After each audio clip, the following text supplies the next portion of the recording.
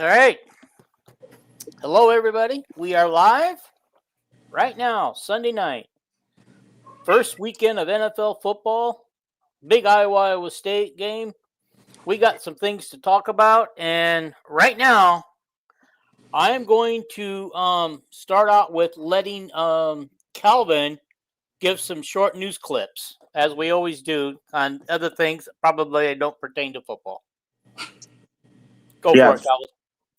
Yes. Well, one thing pertains to football is George Kittle started the season off with a touchdown, and I guess he smacked the back of his head shortly after that, maybe in the first half or something, and he got hurt. So I don't know if it's just a concussion protocol or what. The other thing is that Amelia Krzyzewski from the 6'5" girl from California moved her gave us an exact date on her visit, and it's the 17th of October. Since we brought up George Kittle, Noah Fant also caught a touchdown pass today. Sorry. Yep. And Laporta had a great game. Oh. So Amani Hooker had a great game, and Riley Moss had a great game for Jason's Denver Broncos. Okay. Sorry for interrupting. I didn't. No, that's all right. You had kind of left with the George Kittle thing, and yeah. So and then I will shut up now and let you do your news. And then Kittle announced this. Him and his wife announced they put up a picture of their little baby they're going to have months from now. Yay. I was wondering if they were ever going to have a baby, but little Kittle to come. Yeah. And then the soccer team at Iowa, they won today 5-0, and a girl named Stacy Mrogarity had set a school record with 4 of the 5 goals. So I believe they've only lost 1 game, I think. Maybe. Yeah. And did they have a tie also? I think they have 2 ties. Oh, shoot. Anyway, and then the big basketball player from the state of Washington, Ethan Harris, that Ben McCollum has really befriended. He's a 6'8", 220-pound forward with a lot of passing skills, 3-point skills, rebounding. He just does everything. He announced that he's down to 4 teams, 4 pretty local teams in Washington. 3 pretty local teams in Washington, Gonzaga, and Boise State. And the 4th team, of course, is our Iowa Hawkeyes. So wow, I guess Ben is really doing a really good job recruiting him, convincing him that he knows how to coach basketball and how he would fit into Ben's game plan. And that's all my news. Yeah. Okay. Well, and I also want to point out that the soccer team also won 1-0 against Iowa State to get us a good start off on the Iowa State, what do they call that? The Cyhawk Trophy Series, whatever, for certain sports. And so we got a win there. And this, guys, I'm shocked. I did not know until yesterday that Iowa has a rugby team, which beat Iowa State this weekend. Saturday, I believe, or not Friday or something like that. Yeah. Anyhow, it's a club sport. Yes, it is. It is. Mm-hmm. It is. They also have a hockey team, which is a club sport too. But I wanted to say, I wish my cousin was watching tonight because he's the head coach of the Iowa State rugby team, and he played for Iowa State when there. So I wanted to give a shout out and said, sorry. All right. Well, let's get started for the real reason why we're here, guys. We need to talk about this game, the good, the bad, the ugly, and everything in between. So first of all, I just want to state something. I want to get it out now, get it out early.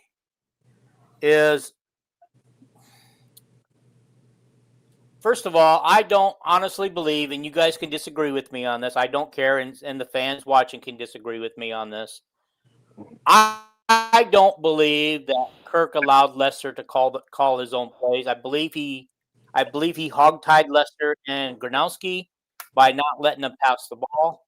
I think Kirk wanted to play this close to the vest in order to win this game. I don't believe that Kirk actually called the actual players. Lester did, but I also believe that he told Lester that he wanted to keep it safe. And I believe Lester played it vanilla and played it safe because that's how Kirk wins games. Yes, Kirk can win games by doing that. But do you guys believe this is what my headline for today is? Ferentz got out Ferentz by Campbell because Campbell played Ferentz's game to beat us. And honestly, you can't say that he didn't because that was a Ferentz type game. And I'm not calling to say that it's time to change Ferentz, but I would be okay if Ferentz decided to retire at the end of the season, take his trophy, take his record, take his statue, and enjoy his retirement. Kirk has brought a lot of things to the university. He's brought a lot of notoriety. He donates a lot of money to the Children's Hospital. And he's done a lot of good things over the years. I mean, and he's consistently won 8 to 10 games a season. But is that enough? Is that enough when we're in this new age and new Big Ten? Is that enough to get us to where we want to go? Guys, I'm going to bring Jason aboard. He's finally available. Coach. Yeah. What's up, buddy? Hey, guys. good to see you, man. Jason? I'm just going through my speech real quick that you can knock me down, you and Kelvin, here in a minute. I thought we weren't supposed to critique each other tonight. No, you can critique me and give by giving your own opinions. You can critique me. However, okay, but let me finish. Okay, I think it's time, and I would seriously doubt that after yesterday that Lester would even want to consider staying another season at Iowa. Okay, I'm really doing that, and I think the wide receiver room that we drank the Kool-Aid over the summer over who we thought was going to be really great turned out bad. It's not a great receiving room. Gronowski, I thought played a decent game. He hit these guys on the numbers, and these guys couldn't hold on to it. This is on the wide receivers, you know. And Gronowski wouldn't have thrown the interception if Weegent hadn't slipped and fell. Okay? And Gill would have had a 75-yard touchdown run had it not been for the pass interference call on him, because the pass interference call allowed us to keep the ball at 15 yards further, where if he hadn't held the ISU guy hadn't held him, Gill would have caught the ball and been off to the races to the end zone because he was wide open with plenty of real estate in front of him. And the thing is, if you go back and watch, you will see that. You will see that play unfold like that. And the ISU guy made a very, very smart decision. He gambled with the 15-yard penalty, hoping that Iowa wouldn't score on that, and we didn't. We punted the ball like 2 plays later or 3 plays later. So, yeah, and then ISU went on their game-winning drive for their field goal. Again, we got beat by a 54-yard field goal. You know, we got out Ferentz. Ferentz got out Ferentz by Campbell. And I see you shaking, Paul. I know. I just think it's time to beat a new drum, get some fresh there and there. And before I let you guys speak, Vandy Chris says the NIL era is bad for Iowa. You're going to find that the longer Kirk remains, the further backwards it's going.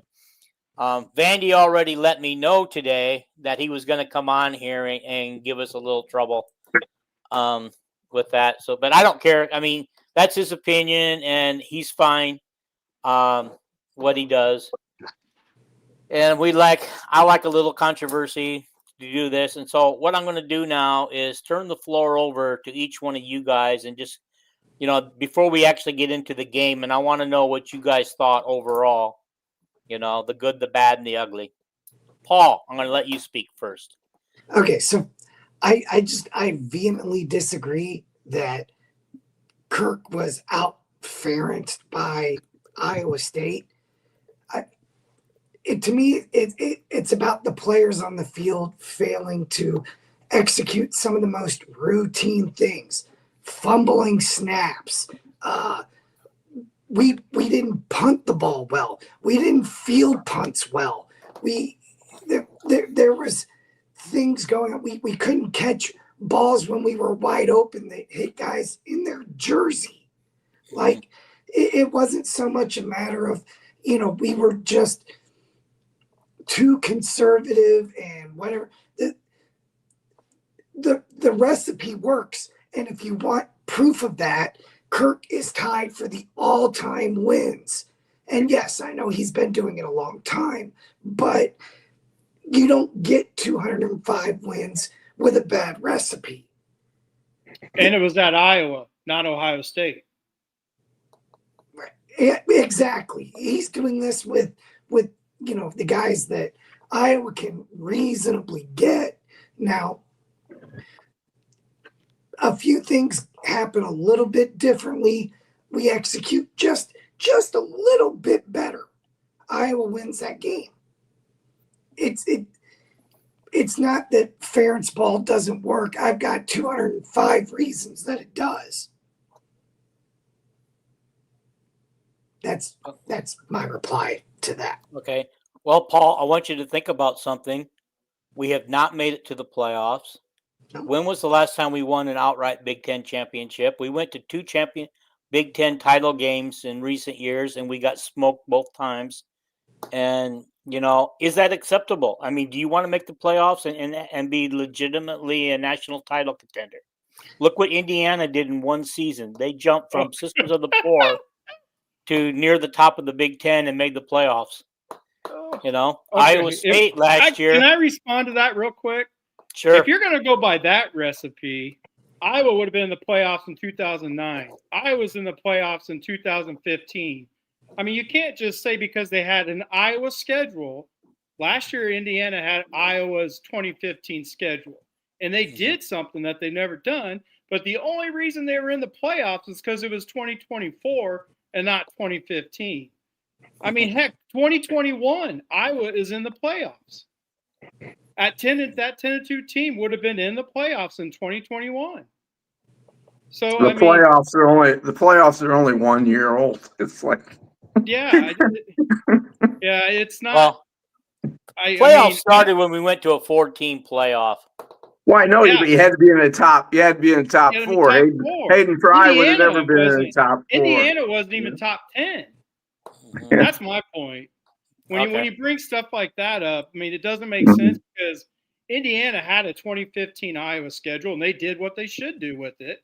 Their schedule was ranked in the hundreds until they played Ohio State. That brought them up to a normal schedule, and then they had to play someone in the playoffs, which brought it up to 50-something, I think, after they played another top team. So, I mean, yeah. And Indiana's not going to do that this year.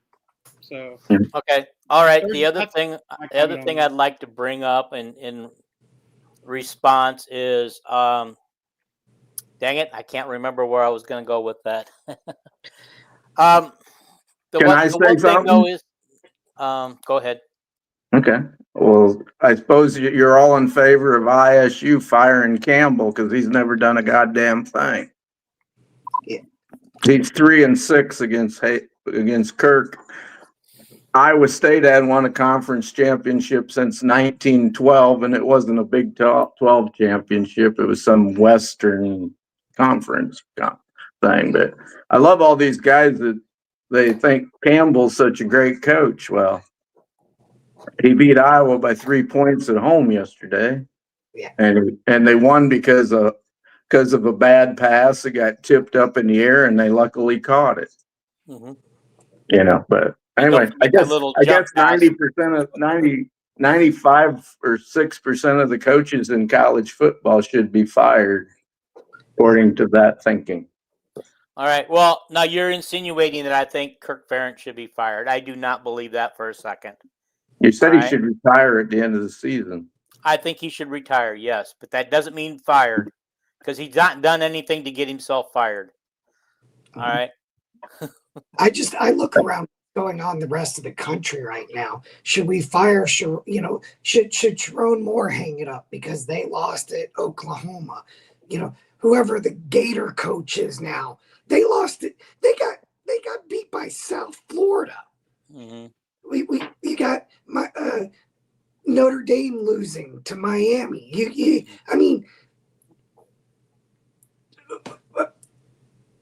But and I would take Kirk over almost any of those coaches at Iowa. yeah. Okay. Alrighty. First of all, I would like to congratulate UCLA and their I'm gonna leave you quarterback, because they darn near pulled off the comeback of the century, 17 points down with just minutes left in the fourth quarter. I fell asleep, so I did not know how that came out, but they were definitely in the red zone when I fell asleep to tie the score, and I have no idea what happened, but maybe an interception or something ended the game. If LSU doesn't come back and beat Clemson, we're asking, what's wrong with the SEC? Why can't they win a game? I believe LSU is ranked number three this week. They're a great team. Like I said last week, I'm not criticizing the Big Ten, because the Big Ten is a super duper league this year. And I'm not criticizing the SEC, because the SEC is a super league. The SEC has been scheduling some pretty good games to start the season.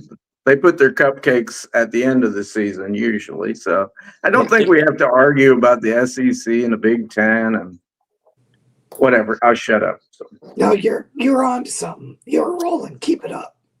Okay. Well, I don't think we need to criticize the SEC every week and the Big Ten every week. It's like, I just don't think it's real brilliant to do so.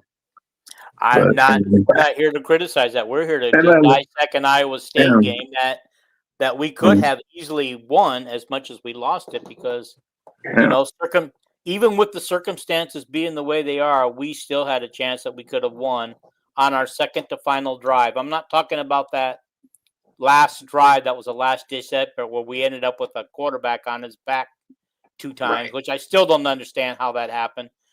But maybe Jason can lend some credence to that. However, on the drive before that, we were within 50. We got to the 50-yard line before we punted the ball away, and we should have been able to. At least get a field goal out of that. And I understand, Kirk's not going to go for a 60-yard field goal at that point. But if we could have got just another 10 yards, we could have put our field goal kicker out there and tried to get the score to 16, which would have put a whole lot more pressure on Iowa State. Not to change the subject or anything, this is going good. Vandy, who scheduled Grambling? Because that's funny stuff. I didn't know anybody scheduled Grambling. But anyway, are we going on to? I don't know. Army scheduled Tarleton State, and they got beat by Tarleton State. And then last week they got paid $1.3 million to play Kansas State at Kansas State. The great Chris Kleiman coaching at Kansas State, who some people I know were thinking he should take Kirk's place. Yeah. And he gets beat by Army. Yeah, okay, raise my hand. I was the one that was thinking that. You knew that. I didn't say it, Dean. I will say this. I'll take my licks. Tarleton State lost the national championship a year ago, so they're like a top tier FCS school that can beat most of the small schools. So I mean, beating Army was a shock. But I think Army took that light. But Tarleton State's a great team out of Texas. But Kansas State, obviously, North Dakota showed, because I don't think Kansas State and Iowa State were even ready to play the game they played. But Kansas State's in some trouble. Yeah. But we can argue about, we know who doesn't like Kirk Ferentz and who does like Kirk Ferentz. It's been evidentiary listening to podcasts for the last 5 years. And every time Kirk loses a game, they're going to come out of the woodwork, and say he's calling plays and all that stuff. That's fine. But I would rather just talk about the Iowa game, but I'm not. So. We're going to get there. Two things I Well, wanted let to Kelvin do mention his on that. thing. Oh, okay. I was going to say you and Paul did yours. I thought you were going to go to Kelvin next. Well, they were just talking. Paul was just answering his little speech about Kirk Ferentz being probably be good that he'd leave or something. Well, we haven't really hit our points on anything other than Kirk Ferentz. Well, I for one don't believe that Lester had the kind of control over the offense that we should have had, because if he did, he needs to start looking for a new job, because he sold us a bill of good and some watered down Kool-Aid. Because the passing game is not working. Dean, it didn't work last week. It's not working this week. Dean, okay, go ahead. You're completely wrong right there. Okay, I'm going to give you a chance to rebut me. Well, I mean, this is part of what my spiel is going to be, but that was Lester's offense. He game planned for Iowa State to play off, which is what Iowa State does. Iowa State did not even they weren't scared of one Iowa receiver. They came up and played. That was Lester running 4-5 wide, and every receiver was 15 yards and under. Brian would have had two guys going deep. Lester game planned and did not have an out and up, like a double move. That was 100% Lester's game plan, which is why he took the job. He wouldn't have taken the job if he didn't get 100% control. Notice when Brian was OC, we went deep a lot. I mean, we went deep a lot, even if we missed them. Yesterday, even the announcers are calling it. Iowa State was so far up on the line of scrimmage that the deep route was there. A double move, and he's gone. Yeah, and we didn't throw one ball deep. So that was all 100% on Lester, his game plan. He could not adjust to what Iowa State did, which was opposite of what they normally do. Okay, so what the few passes that we did try early in the game, they were on the numbers, and these receivers dropped them. Right. Although Gil was our best receiver. Gil was our best receiver yesterday, and he dropped one that I know of. Yeah, he dropped two. But yeah, you're right. Okay. But that's what the game plan was. However, they still go ahead. But why did Lester abandon the game plan and just try to run the ball down their throats? It worked for a quarter. The first 30 plays of the game Lester had on script. He didn't abandon the game plan. He did the same thing the whole game. Every route that they ran was within 15 yards of the line of scrimmage. Everything they did was within 15 yards of the line of scrimmage. They threw screen passes. They did this. They did that. They ran power. They ran the ball well, right? He did abandon the run for whatever reason. I still don't know why.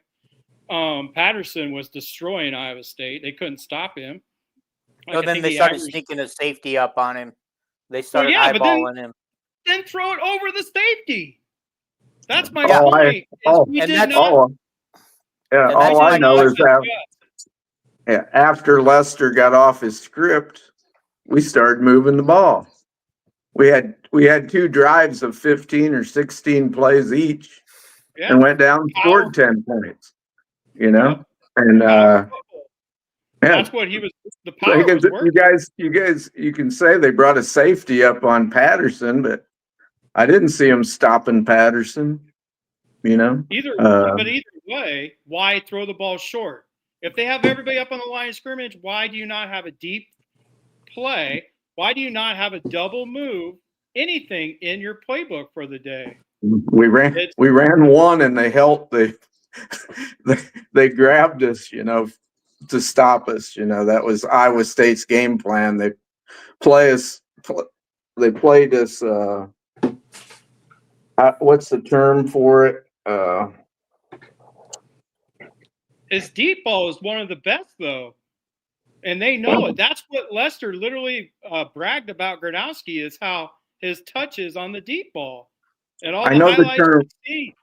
I just remembered the term I was looking for, because Chuck Long talked about it today. I like to listen to some, but I don't know football as good as Chuck Long does. And he said Iowa State was pretty simple. They were setting on our wide receivers. They were. That's what I'm saying. Playing a few yards off of them and then reacting to the comeback routes and the other routes. Yeah. And he said we should have did what Jason said, have some stop and goes or just take off downfield. And he said we had that 75-yard touchdown, and Iowa State was coached to, hey, if your guy's going to beat you, grab him, interference, and just get a 15-yard penalty. And that's what they did on that play, so. Okay, Jason, let me ask you this. Vandy says that the coaches do not trust Gronowski to throw that deep ball. Yeah, it's not. Do you agree with that or not? No, I know for a fact that's not true. Lester literally bragged about his deep ball and the touch he has on his deep ball. Remember, every highlight we saw of him was on the deep ball. They throw a lot of deep balls in practice. That was just this week they did this because of the scheme that they were expecting from Iowa State. Because they play off. That's why everything was short under. That's how you throw interceptions. Like it's so windows are so tight when you throw short like that when everybody is short. Like the game plan made 0 sense after No, that's not true, Vandy. But I mean, that's fine. That was just this Iowa State game. You're going to see it different the rest of the way because that's 100% not true. That's just this week because of the Iowa State defense that they were expecting. They were expecting everything, and Lester did not change up, period. He didn't do it. He was expecting the playoff. He was just going to pick him, dink and dunk, and they never adjusted. Put it this way, a lot of us were really mad today about all of that. And no, Lester will be back next year if we'll have him. Lester is not, because this game, and Lester knows. Lester took the job knowing he has 100% control of the offense and 100% control of the quarterback that plays. Now, Kirk does have control if we go for it on 4th down. I heard Lester wanted to go for it on that 4th and 2 instead of tying it because Iowa had so much momentum, right? Mm-hmm. So Lester, they threw the ball deep against Albany a couple times. Yes, he does trust me. He threw the ball deep a couple times against Albany. Yeah. Let me read this comment from Marty Polka. I think he's also known as Moose at the games. He dresses really good. And wait till the Indiana game. You'll see some deep passing, Vandy. Okay. All right. The offense is way too conservative and seems to me like we never throw deep. Also, wide receivers never get separation. Wide receivers coach Moose is wondering about. As far as the separation part goes, is that why it seemed like Gronowski had all day to throw the ball yesterday because his wide receivers weren't we had great pass protection yesterday. Yeah, no. Anybody knows that, but Chuck Long said, which I hate the TV coverage that we had yesterday because they hardly ever did they show a replay where it showed where our wide receivers were. But Chuck Long and Coach Patterson both said that we did not have wide receivers open yesterday. We did. That's what they said. I could. Them replays yesterday, if they just show from behind what the quarterback's seeing once in a while on a replay, but they never do that, They never do that, but you could clearly see 2 receivers. I have 2 plays in my brain, and my son and I was actually talking. First thing he said to me when he got here today was, what the heck, why doesn't Gronowski look both directions? And it's because that I think is taught, and that's something I was going to talk about whenever you get to me, if we ever get there, with the way I'm talking so much. But no, there's so much, and that's why on our show where I want to show you video, I have 2 plays, and I'll show you where receivers wide open, and Gronowski never looked to his left. He only looked to play side that the play was designed. He Okay. had receivers wide open to his left that Hey, you could Jason. clearly see on TV. Hey, Jason, we Yeah. can do this, but I got to take the us other three off while you do it, so we won't be able to communicate with you. So if you're ready for this, you're on your own until you tell me to bring everybody No, back. I can't do it tonight. Oh, you can't We're do gonna it do it. tonight? Yeah, I'm not Okay, going to do it tonight. It'll be on I thought that you wanted to do tonight. I thought that's why. No. One other show, I want to show the video of Gronowski and like all the stuff that I was talking about today. Okay. But So yeah, you're not ready go to ahead. do it tonight. No. The camera's got to be turned to the TV. Remember how we did the Purdue game, Yeah. Paul, and the Nebraska game? That's the only way I know how to do it. I don't know technology. So the camera won't be pointed at me. It's going to be pointed at the TV. Okay. I'll show you guys. No problem. Okay, well, let's break down the game a little bit because that's Okay. what we're here for. Yeah, Okay. we keep answering Vandy and you. So, what I'm going to give Calvin a chance here. Calvin, what were your keys? Do you think the reason why we did not get the victory? I'm going to let Calvin speak this one. I think it was a damn close game. I thought that Iowa State played more emotional than we did, which surprised me, being that Kirk was going for such a huge record at Ames. I had a list of positive and negatives. We'll get to that later, right? But I think one of the keys to Iowa losing the game was Iowa State's third game. They had more time to improve, and this was just Iowa's second game.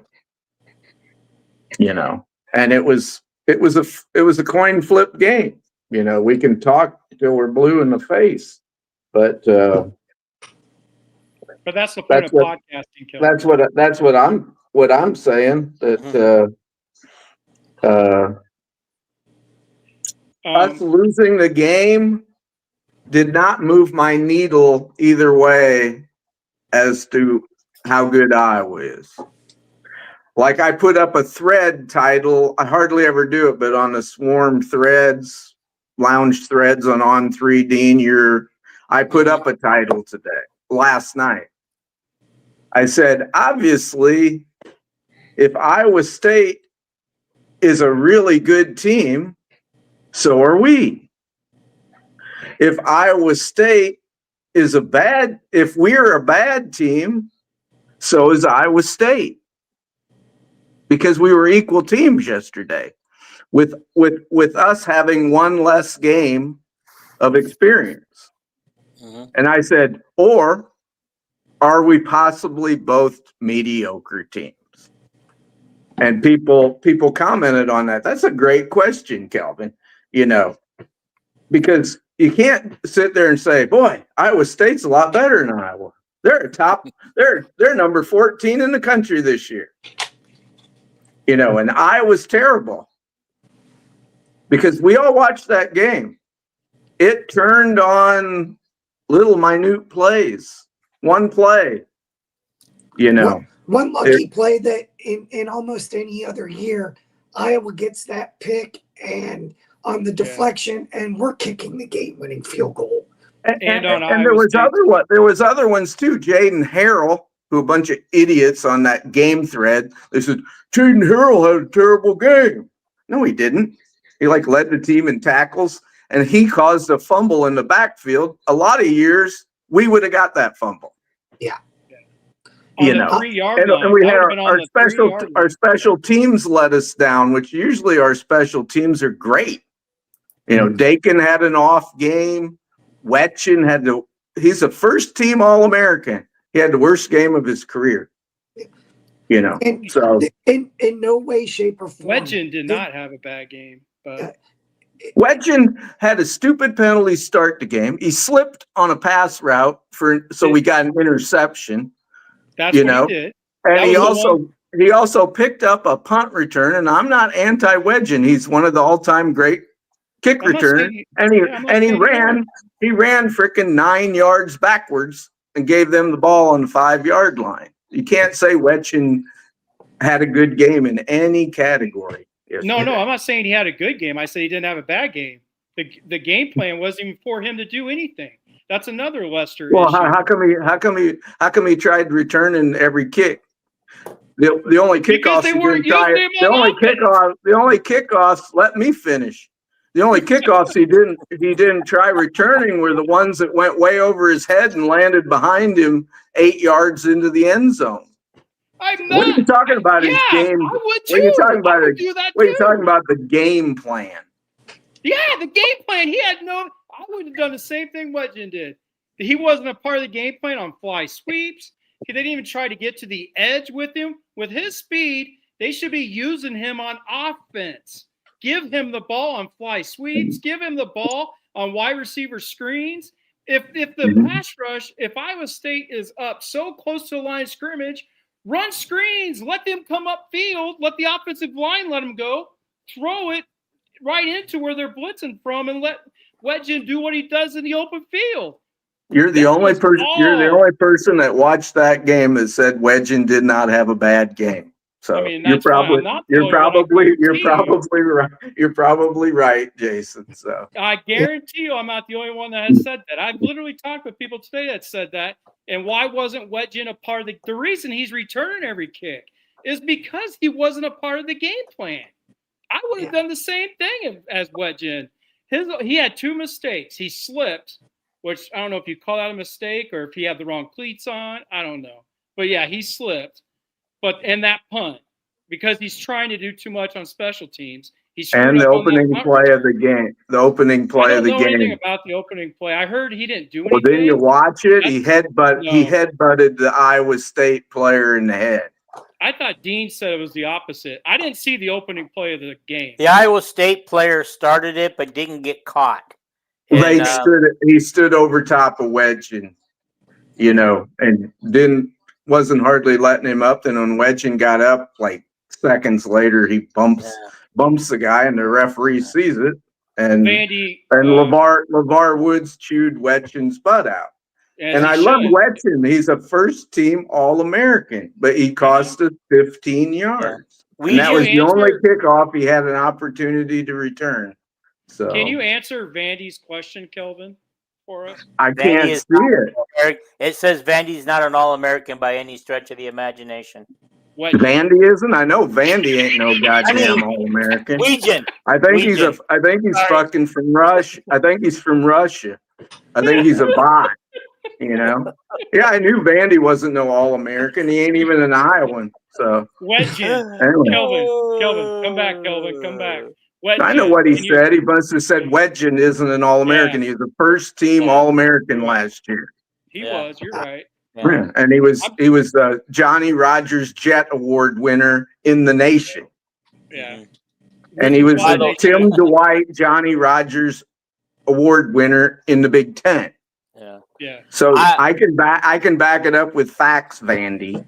So Jesus God. Go start your own podcast, kid. Oh, he's got a couple of them, so don't worry about that. I know he does, and he's still. I don't show up on other podcasts, He still don't think his voice is heard, So Kelvin is so much like me; it's hilarious. Yeah. I will say this: no, I'm not. Jason and I have had some lively conversations with Vandy in our group chat. And I love Vandy dearly. I love Vandy dearly, but he keeps us on our toes, doesn't he, Jason? Defending our boys. Well, all you gotta do is have. If you have facts, you can shut them up. Yeah, so. That's why I have a $100 bet with him. Hey guys, Paul's been quiet awful long time. Paul don't even have an opportunity to talk. So I'm gonna give Paul the opportunity right now because I don't like it when he's quiet because he's the funny guy here. Well, yeah, he's I just think a quiet guy. The other thing that we hadn't really touched on. First of all, I want to say that I thought the refs were good, believe it or not. There was things that I would question, but overall, I thought the game was fairly well, evenly officiated. And if anything, Iowa was probably more the beneficiary in some cases. However, there was the horizontal, could have been a lateral pass, could have been a backwards pass that would have been I believe that was on a third down. And if it wasn't, then it was a second down. It was a second down play that they wound up being in a 3rd and 1 or 3rd and 2. Probably should have been in more like a 3rd and 6. And that's what Parker it did not cost Iowa the game, but I do feel like as much freaking commercial breaks and timeouts as we had to endure, thank you very little, Fox. Right. They could have taken 2 seconds to look at that. And I feel like Kirk was, of all the coaching decisions Kirk made or didn't make, he probably should have at least used a timeout to give those guys a chance to look at that. Yeah. I want to say, though, one thing. I want to say one of the positives I took away from this game is the fact that we held them to 16 points. And I believe Kelvin mentioned somewhere, how often does Iowa give up 16 points and lose the game? A lot. Yeah. Okay, but here's the other positive. We held them to 238 yards, and and yes, we didn't do much better, or we didn't do better at all, but we had 214. We weren't that far behind them. Our passing sucked in this game, 83 passing yards compared to their 134. We had 131 rushing yards, so we outrushed them to their 104. So, I mean, I kind of thought that was the key, stopping their rushing game, and we did for the most part. But when Rocco had to come through at the end of the game on the final drive of the game for him, he came through. He came through like good quarterback, elite quarterbacks do. I mean, they just had Lady Luck, guys. Remember, I was used to getting Lady Luck, and maybe they didn't have it this week. Yeah. I mean, think about that tip pass that was on 3rd down. That was a 3rd and 4. When that ball tipped off the receiver's hands and the tight end grabbed it, those tip balls, that was on 3rd and 4. So it was going to be 4th and 4 if they don't get that tip. They got the fumble, right? Cone Entringer did not see the ball. So he went sliding in, but their lineman saw the ball on the 3-yard line. So, I mean, all that stuff, we're so used to Iowa actually scoring off those plays on defense, right? I mean, even when Iowa State had those NFL running backs, what's the last one they had? He's playing for the Jets. He fumbled on the 5-yard line 2 years ago, and we just picked it up and scored on that play.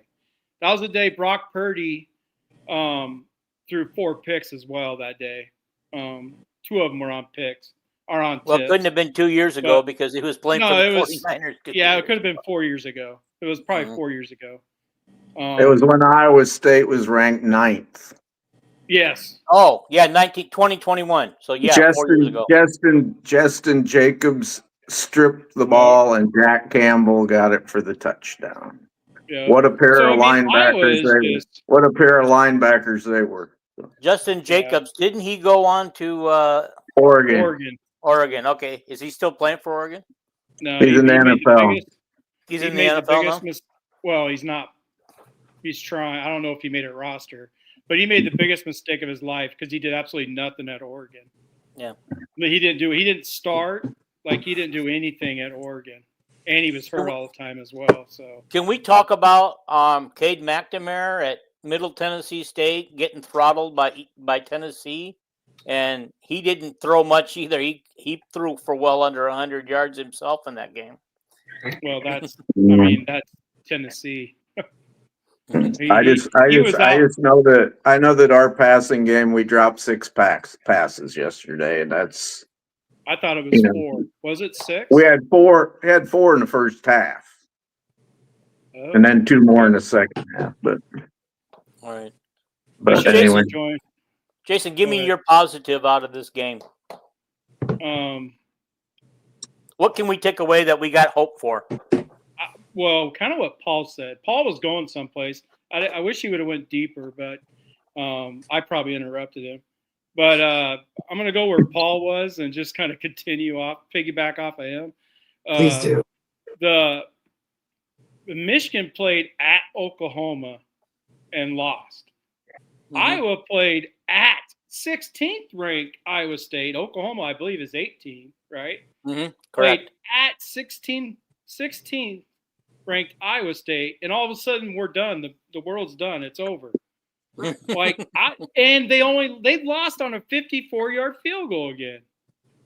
So I mean, so Iowa State had to kick a long field goal to beat them, just like last year.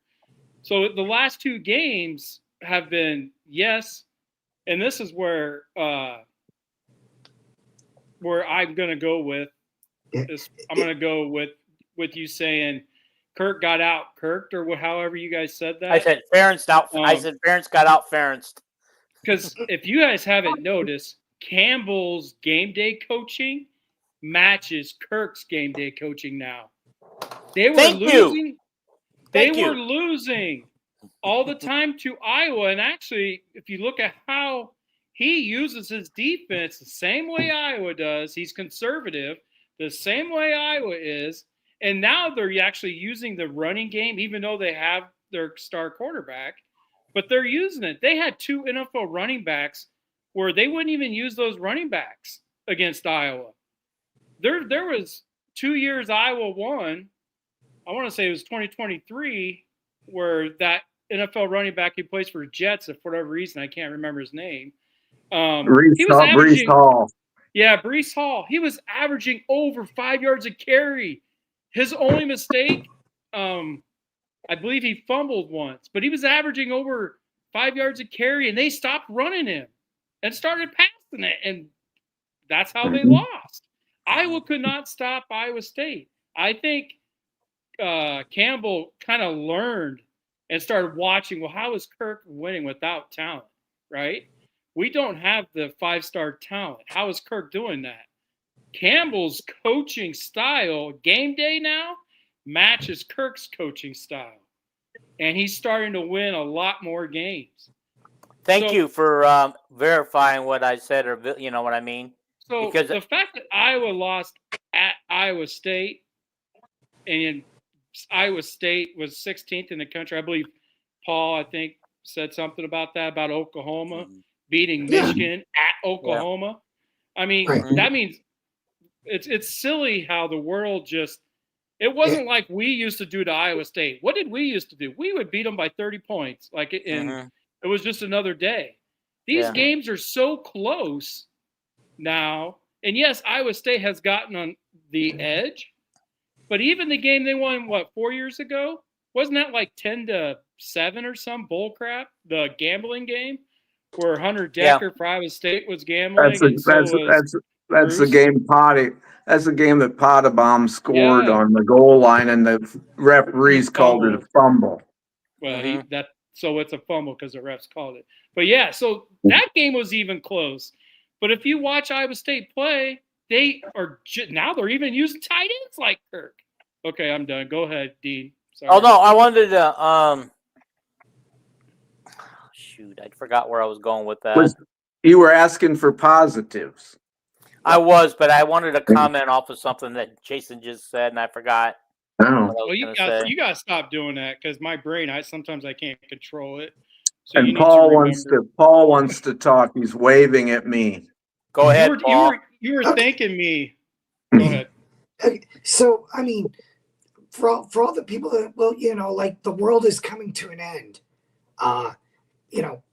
Bama goes on the road and they can't stop the run against FSU. I guess, Bama is terrible, right? I guess, North Carolina with Bill Belichick gets absolutely slaughtered. I guess he's just no good, right? Like that guy doesn't know how to coach. What is he 0-2 now?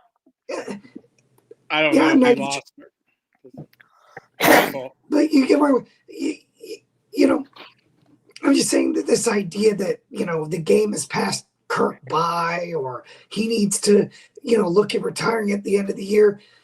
My concern right now is we've played 2 games, and what Ferentz ball relies on, we're not getting turnovers, and we're not flipping the field with special teams, punt games, punt return, kick returns. Iowa needs these things to win football games, and the players aren't executing.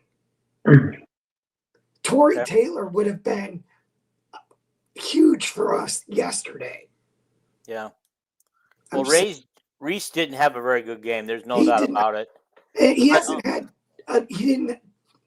I don't know that he had a ton of opportunity against Albany, but the fact is,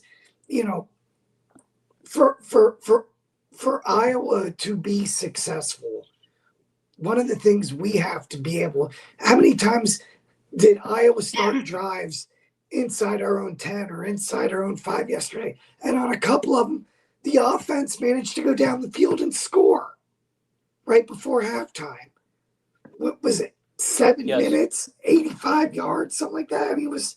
Yeah, that was like, I loved it. I said it in the group chat. I said, this is a typical Iowa drive, chewing up time and clock, or yards, chewing up the yards and clock. And I need to go ahead.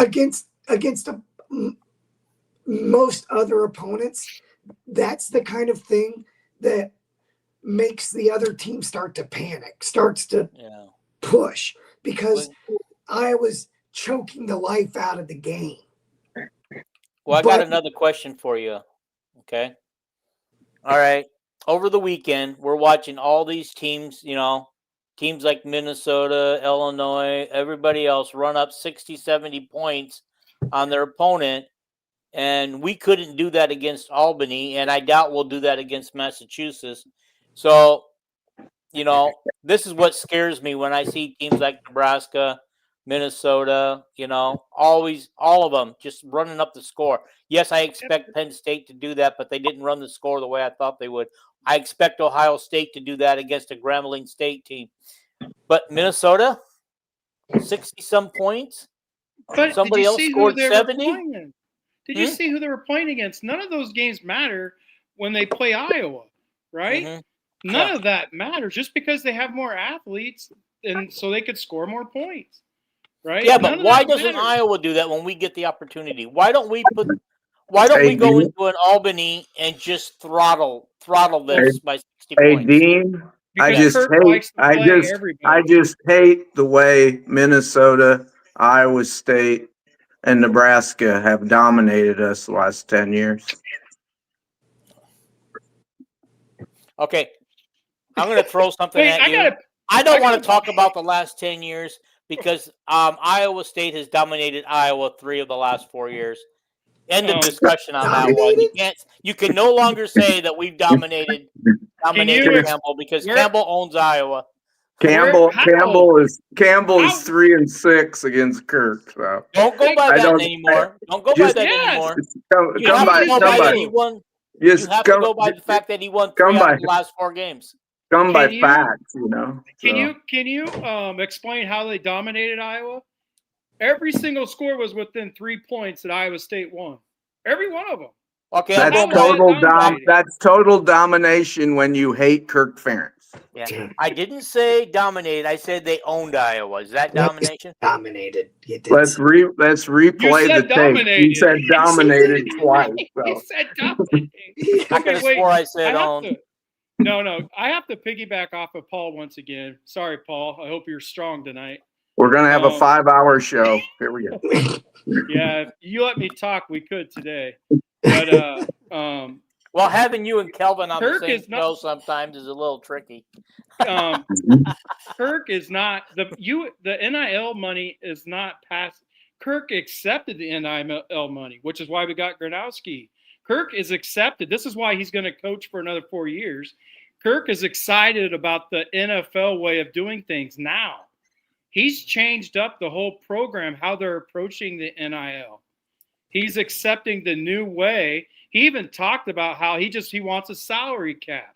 And I think they got one, right, Kelvin? They got something coming with the salary cap.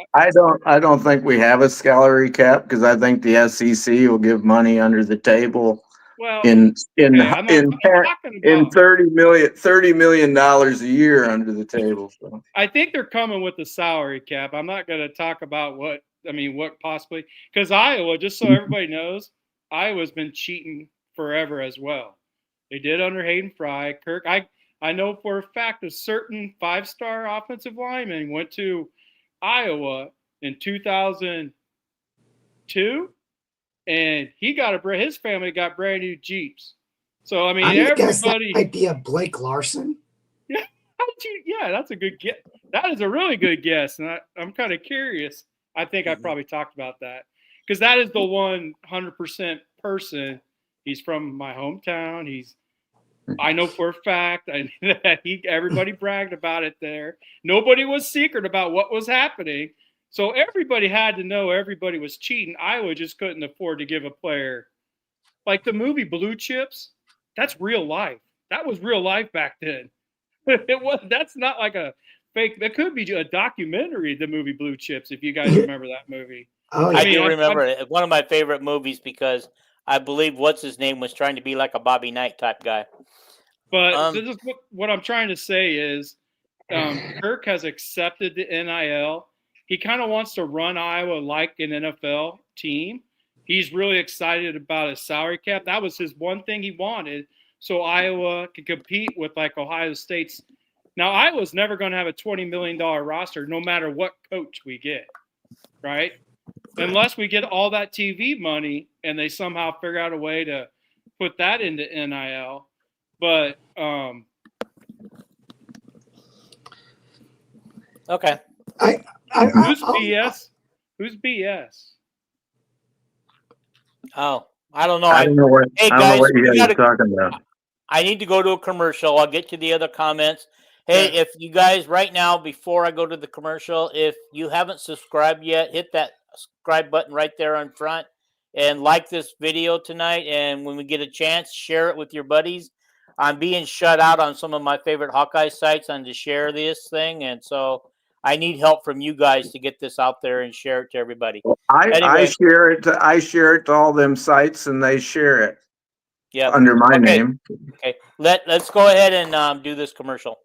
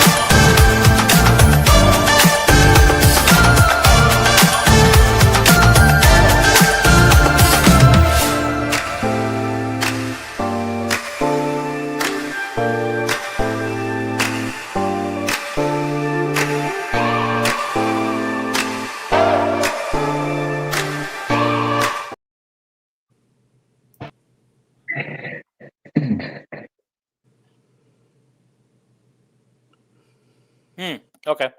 Are you guys there? Yes. Yeah. Okay. We're back. All right.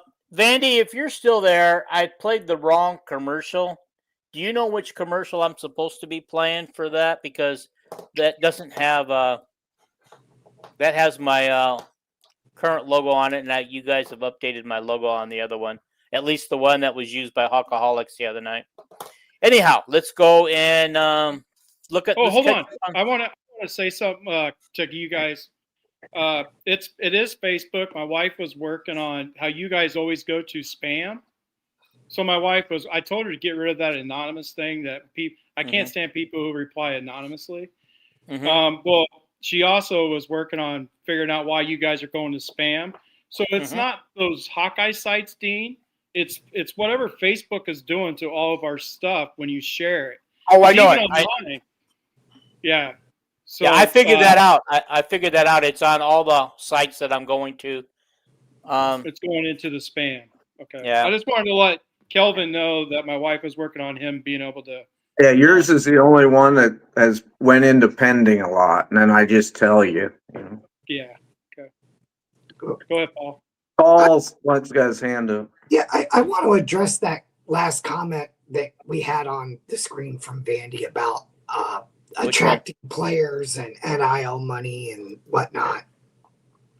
So first, I want to say for Iowa football, the movie that more closely relates to our success is Moneyball, not Blue Chip, because Iowa has to.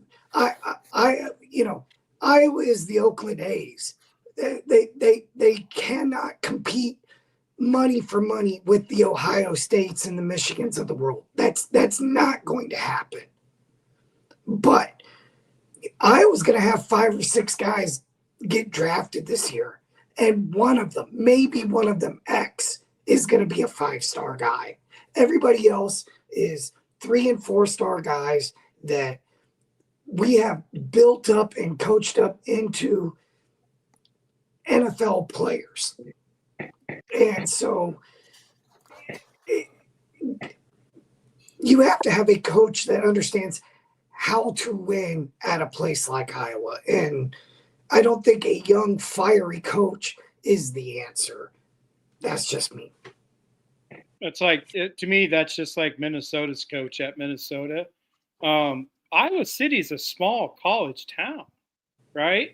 That's what people don't understand. Like players, really good players who love the shine, they're not going to want to go to Iowa City because they want to go somewhere it's a bigger city. That's one of the things why small schools don't survive in big conferences. Now you got places like Boise State, that's a small one too, but they also played in a small conference. They just dominated, right? So there are places like that, but people just don't understand how Columbus is a place that everybody loves, whereas Iowa City is it's a small college town. If you take that college out of Iowa City, what's the population? It would be About 40,000. Yeah, about 40,000. So, but I love Iowa City. I was born there. I spent the first 10 years of my life there. I spent all my college weekends there when I was in college. I hung out in Iowa City. I love Iowa City too, but I'm just an old guy, right? I'm older than you, buddy. And if Dean, you had brought up the playoffs, very early in the pod here. How many programs total have been in the playoffs? Ohio State, Clemson. I mean, out of however many slots there have been since we had the 4 teams or the whatever, there's only been 10 programs ish total. Yeah, before the new playoff system. Yeah. Yeah. So I mean, the other 125 haven't. Yeah. Basically, Iowa is the only school to be up there in the top 10 in victories to not win a national title. I know before last year, at the start of last year, they were up there with like 5 schools who have won 8 games every year the last decade. And the other, 6 schools, and the other 5 have national titles. I was the only one, right? So, I don't know even know. Did we skip me going into Iowa? We lost Kelvin. He's completely out. I don't know what happened. I'm going to find out what's going on.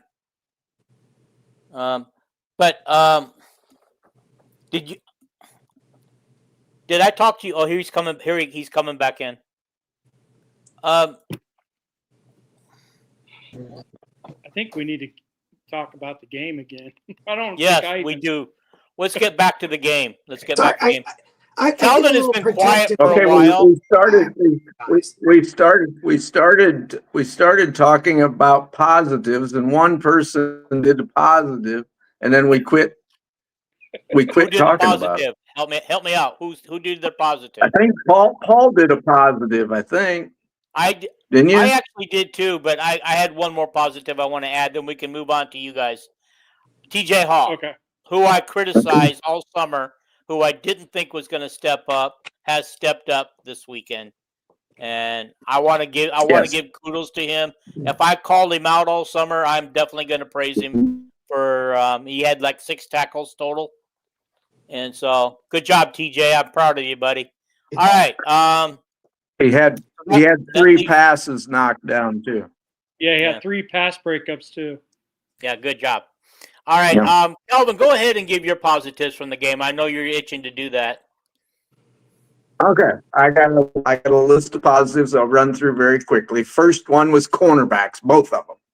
Lee had 2 good games in a row. Hall had a great game this time.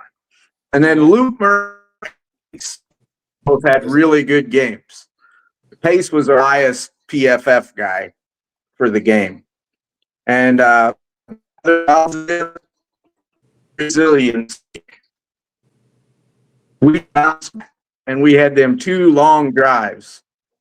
And our other positive, obviously, is the defense. You guys there? Yeah, you're The defense, obviously. Yeah. Guys, is he freezing for you too? Yeah. Okay. Oh. Kelvin, you're going in and out and you're freezing on us. Stinks. What do you want? Because I think he's really going somewhere good. I know it. Come on, buddy. Come on. You can do this. Let's go. Let's get you going again. This time it's somebody else's internet letting them down. Yeah.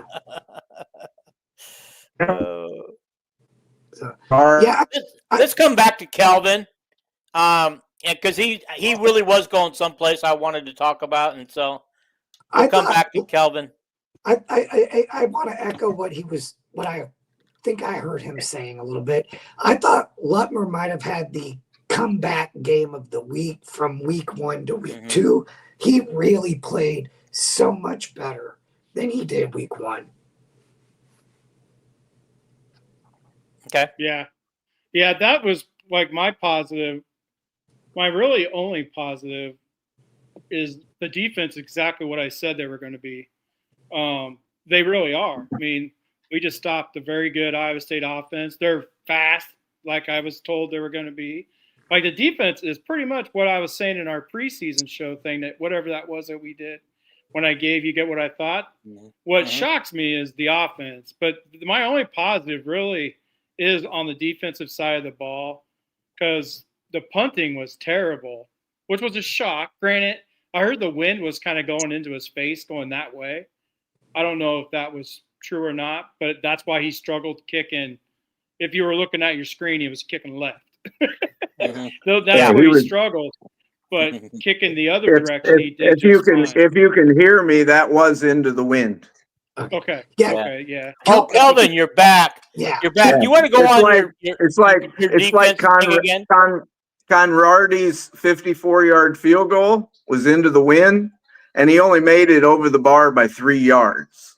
Yeah. Where last week he kicked a 63-yarder. Yeah. You know, because there was some wind. Yeah. You know, speaking of that, you guys, Rocco got the 3 or 4 yards on that last possession he had when he ran the ball. Just think, if he doesn't get that and we stuff him, he doesn't make that field goal. Not with that kick, anyway. Yeah, not with that kick. Yeah. And that's also why last year LeVar told Kirk we aren't trying a 67-yard field goal into the wind at the end of the game. No. But so can you guys hear me now? Yes, we can hear you now. Better. Can I just finish my last 2 and yes, please. On positives? Okay, I don't know if you heard me say defense. Yes. I was on live with Dean a little bit, commenting on the game, and Dean was kind of, our defense was terrible in the first quarter, and I said, this is typical Phil. You know, move the ball against Phil at the beginning of the game, and then Phil shuts you down, and that's exactly what's happening.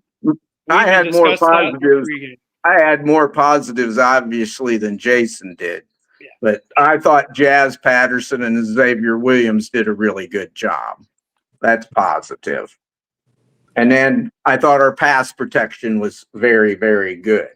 And the other positive, Dean, Yes. Paul, Jason, Yes. we got frickin' 10 games left. There we go. That's a positive, right? That's the main Let's positive. go win 7 of them. I love I need to.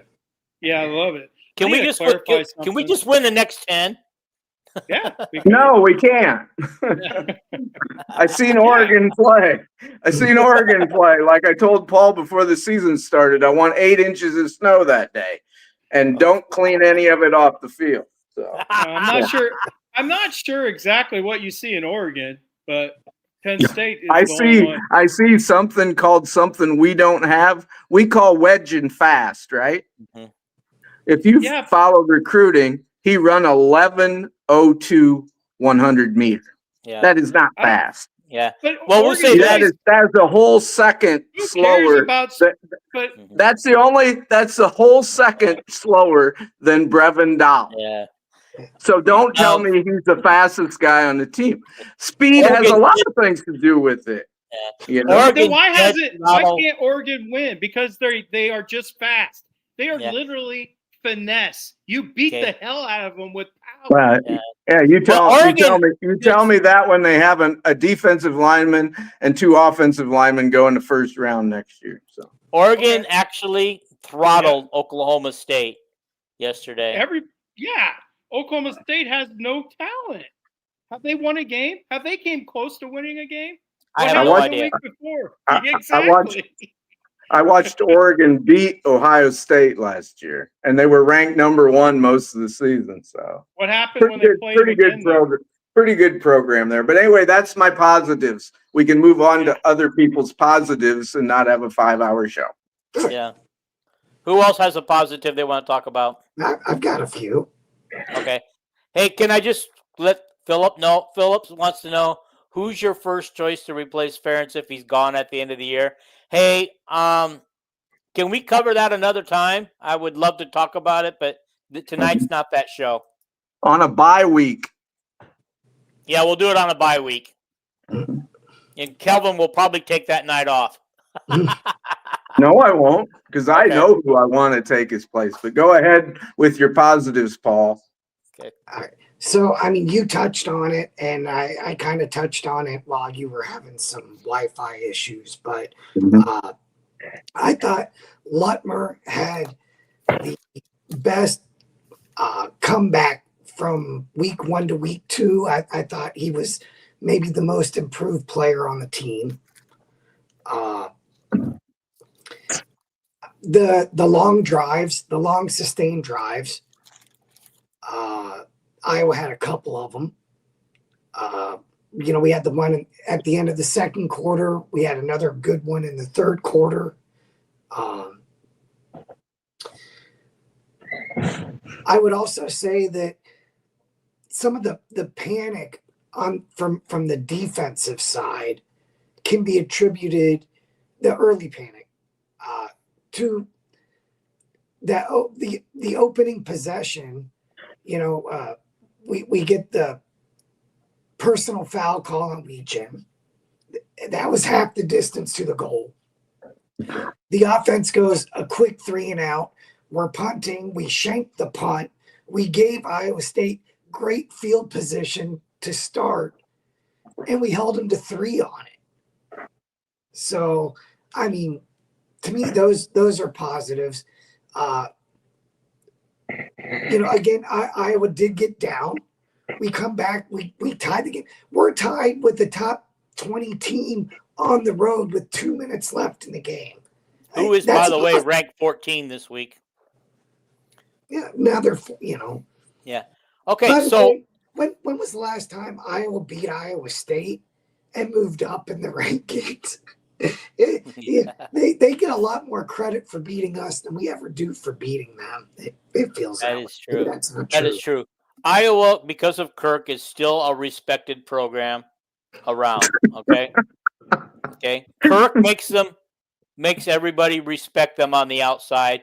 I realize that half the fan base wants Kirk gone. Half the fan base wants Gronowski replaced already. And honestly, you weren't watching the same game I was yesterday if you think it was his fault yesterday, because honestly, I thought he played fine. He just got the ball taken out of his hands is all. I mean, I'm frustrated, not necessarily from a play calling, but play design. I mean, if you don't even have guys running past 10 yards and you're not even making an attempt to throw past 10 yards, then the defense doesn't have to defend past 10 yards. And it's awfully hard to run the football or complete passes when there's not even a hint of a threat that you're going to go more than 10 yards. Yeah. Hey, And Philip. actually, it's a tougher pass to complete throwing short. The windows are so small because everybody is short. Like, it literally makes no sense, which is kind of why I push back on Vandy. And with the whole coach don't trust him, throw it deep. Well, hell, it's a lot harder to throw it short than deep. But anyway, when everybody is short. But I do want to clarify something with Vandy since I see he's still here. What I meant was pass play called. If you watch the game against Albany, they called a bunch of deep passes. He was looking deep. There was so many times where he had all day looking deep, and then he would just throw it to the running back. Because Albany literally just, you guys remember, they played so far off Iowa's receivers. It was the exact opposite of Iowa State.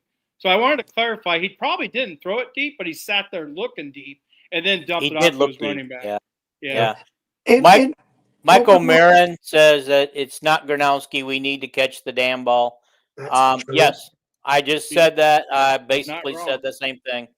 Yeah. And one more quick positive, because there's a lot of people that say, you know, Iowa's so predictable. Iowa always does the exact.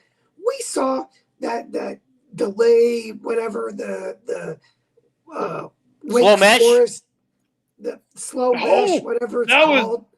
That's the slow mesh. Yes, it's a delay, slow delay, whatever you want to use. You want to explain that, Jason, a little bit how that works? Yes, I mean I can. It's basically he's reading the outside guy, but if you watch the linemen are like in slow motion.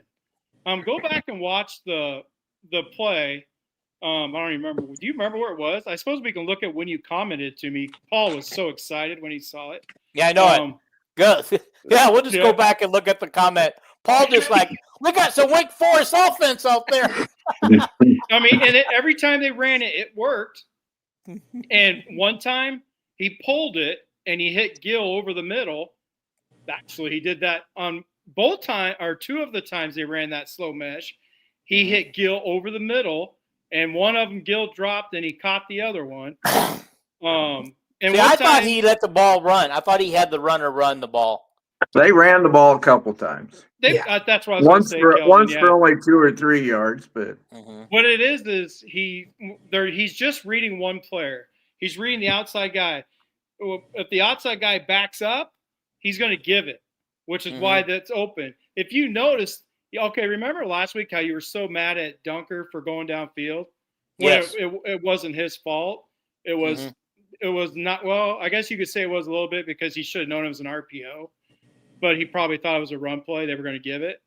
But this week, they really focused on that because on that slow mesh, the offensive linemen don't even look like they're trying. They legit stood up and just kind of pushed the defense. Well, they all look like they just stood there like statues for a half a second. It's like, dang, are you guys going to do anything or what is that? I did not realize that's what I was looking at, the slow mesh. That's the slow mesh, and it worked. It worked great. Actually, the offense core that ran it at Wake Forest is now at Iowa. So it kind of makes sense. They're probably going to see how good it was on tape. And every time we pulled it from the running back, we had receivers wide open. All 3 times that he pulled it, 2 of the times I know for a fact went to Gill because it was right over the middle. It was one of them that he dropped, and then one of them that he actually caught, and they were perfect passes. But anyway, that's what the slow mesh is. Basically, everything is. It's like it's a big hesitation. What movie? Yeah, what movie? Yeah. There's a movie I'm thinking of it, but it's just like everything's in slow motion in real life. Like you basically, and then you react off of the defense.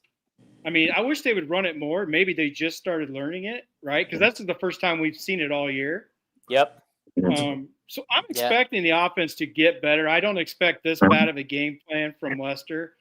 I think he got outsmarted by Iowa State. I think because this was the game he circled. If you guys remember last year, Lester's like, I want to have another shot at that defense. Remember that? Mm-hmm. Well, he got his second shot and it was worse than his first shot. And I think he outsmarted himself.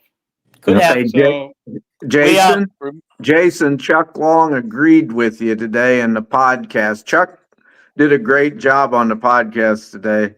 He's a big booster of Lester, but he said that's the slow mesh shocked Iowa State. And he said, why we only ran it 4 or 5 plays is beyond me. Hell, it shocked Paul. I mean, everybody was shocked.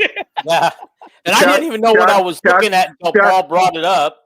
But I looked at that and I go, man, you guys, what are they just standing there for? I think Chuck likes Lester way more than he does Kirk. But anyway, he says, I really like Lester.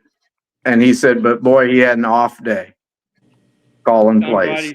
I usually don't agree with Chuck because he's not the best quarterback in Iowa history, but I'm glad Chuck Michael Marin was smart. Okay, I'm going to read this. Michael Marin says, he puts it in quote, first time we've seen it all year. He says, to be frank, when was the last time we ever showed anything before the ISU game? Yeah, I mean, but when was the last time we saw a bona fide wrinkle, a bona fide we obviously had something we were holding back. Yeah. Okay. That's a valid point. And so, I mean, this idea that Kirk is stubborn, Kirk is a curmudgeon, we won't adapt, we won't modernize, it's there. Yeah. There's never been a Kirk offense. That's the dumbest thing that was ever said. We had Ken O'Keefe offense, Greg Davis offense, Brian Ferentz offense, and now we have a Tim Lester. Yeah. Oh, here's one you guys will recognize. I know who would have been a great OC at Iowa. He's a very good OC at Oklahoma and never got a call from Iowa. Sound familiar? I believe he's referring to Chuck Long. He is, but Chuck Long was never the actual OC at Iowa. He was co-OCs. And then he got the quarterback. He was a quarterback coach for Kirk. Yep. O'Keefe was the offense coordinator. Was he defensive back? But he started on defense, which is what most coaches do. Yeah, I believe he was co-offense. Yeah, I believe he was co-offense at Oklahoma with Jonathan Hayes. Yes. Mike Leach was the OC when Chuck went to Oklahoma, and then when Mike Leach left, he took over the OC at Oklahoma. I believe. Then Chuck Long went to San Diego State, if I remember right. Yeah, and he bombed. And then he was offensive coordinator for Turner Gill at Kansas and bombed even worse. So. Yeah. Chuck he's a great offensive coordinator when he has wide receivers that run 4.3 40s at Oklahoma. It does help. It does help. Yeah. Okay, guys. Yeah. Okay, I'm going to give you guys. Paul get through his lists of positives. Yes. Yeah. Okay, I'm trying to stand up. Did you have some positives you wanted to add? Gosh, I think Chuck probably talked to some of the same people that I talked to today, because hearing what he's saying about Chuck, maybe we talked to the same people, because he's saying everything that I'm saying apparently.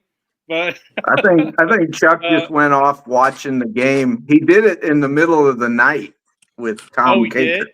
Okay, right after the game. Yeah. Oh, never mind then. But Chuck's a football guy. You don't have to talk to people, No, right. I'm just giving my when I was talking with about what was going on. That's why I know for a fact Lester, this is all 100% on Lester, not Kirk. That's kind of why I jumped on Dean a little bit, because I found out a lot of stuff today. But Okay. and I know for a fact that's. I mean, his Kirk game is plan the was CEO, though. Kirk is the CEO, and whoever. But now Lester would not have taken the contract if he wasn't the 100% on the offensive game plan and the quarterback. He gets to choose what quarterback. The only thing Kirk does is say, we're not going for it on fourth down. We are going for it on fourth down. Or extra point, we're going to go for 2. Those are the decisions Kirk makes. Except for sometimes I think he like when we get a big lead, he'll shut down. I think last week he probably shut down the offense because Gronowski was struggling, which is why we just went to straight running the ball. That kind of stuff I could see him do. But the passing game, Kirk doesn't know passing the ball. That's not on Kirk. Yeah. Okay. Mike O'Marin says, I'll be honest, I liked Chuck with the Battle Hawks before the pandemic shut everything down. I believe that's the St. Louis Battle Hawks of the USFL. Yep. Isn't that who Rocco's dad coaches or something? I think so. It's one of those, and he's really good. Like their team is really good. Hey, Dean, did you have positives? I did. I said them earlier. Okay. We're going to forgo any negative stuff because I think we've kind of brought it up here and there. And everybody knows it. I don't want to do any negative stuff, but I do want to get to our picks this week. We got to do some. We got to do some negatives, Dean. I did all my negatives. You guys already know my feelings, so yeah. Okay. I didn't hold back a whole lot. Kelvin wants to do negatives. We're going to let him read off his negatives. There we go. Well, some of them we've covered. Special teams. Wetchen had a bad game. I thought, am I getting fickle on Lester? Because last week I said, you got to start putting Lester under the microscope, and we've discussed that. TJ Washington was not good. He cannot run over anybody. Oh, he's not physical enough. He's not physical enough. Drop passes. And then one of our negatives was Paul already said we're unlucky. And then I thought our wide receivers were kind of a negative. I think Lester wants the wide receivers to make too many decisions while they're going downfield. Sometimes they slow down when I don't think they really need to. Hey, hold on. I'm just about done. I said the injuries were a negative. Yes. Right? I was just going to add up too. And another negative was we had great wide receiver blocking last year when we had Vanderzee, Howard, and Bowie in there. We had one play out in the flat yesterday, and I remember I was on with Dean there at that time, and he says, that's a terrible call. And I said, no. I said, the 3 blockers missed their blocks. You can't have Gill, Phillips, and Weegan out there trying to block. They're bad blockers. Yeah. You need bigger guys. And I think the tight end missed the block on that too, and it was like a 5-yard loss to a running back out in the flat, And it was, if they'd have made them 3 blocks, he wouldn't have had anybody to tackle him. But wide receiver blocking, those are my negatives. So yeah. Okay. The negative, Mike's right on the negative there. The interception did change the game. It allowed Iowa State to score their only touchdown of the game on a short drive. And Chuck Long said that was a great pass. It was right on time, right where it's supposed to be. The wide receiver is just unlucky and slipped. Yeah. I was explaining that to Vandy. That was literally a timing play where the ball was gone before he slipped. Mm-hmm. Right? The ball has to be there right when he turns around. But I need to jump on Kelvin's back here for a second instead of Paul. What I wanted to do, the reason I like when you give your negatives to kind of jump in with you, because I got to go all the way back to your one negative about the receivers and slowing down, because Lester did. I can't remember who said it, or maybe I heard it today. I don't remember how I heard it, but the receivers are struggling with recognizing if they're in man coverage or zone coverage. So when you see them running, you see them slow down when they got a guy chasing them, that means they thought they were in zone, but they were really in man.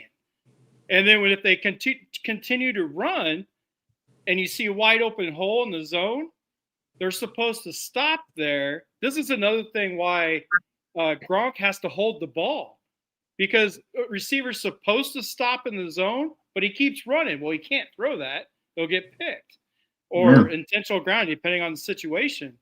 And if they stop running with the guy chasing them, well, the guy's going to have them covered all over him because they were in man coverage and receivers slow down. So what you said in that negative is spot on to what they've been saying. I think the way they're being, really I think Lester's pass routes. He said in an interview, he said, my routes are not in straight lines. He says, depending on the defense and this and that, the wide receiver and the quarterback has to be thinking the same thing. I think it complicates things, especially when you got a quarterback that is new in the offense. So who's to blame? Is Budmyer to blame, and should he take some heat for the way the wide receivers have played so far this year? I think so. Because to me, there's so many drills that you can actually do. Sorry, Paul. You can do to help the receivers recognize that. You should know if you're a man because you'll feel the guy right here. You'll feel the guy in man, right? You'll know.